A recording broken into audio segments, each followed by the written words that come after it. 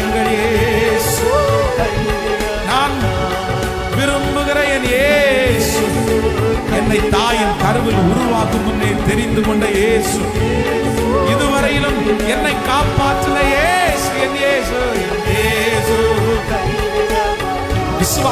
விசுவாசத்தோட அறிக்கை செய்யுங்க.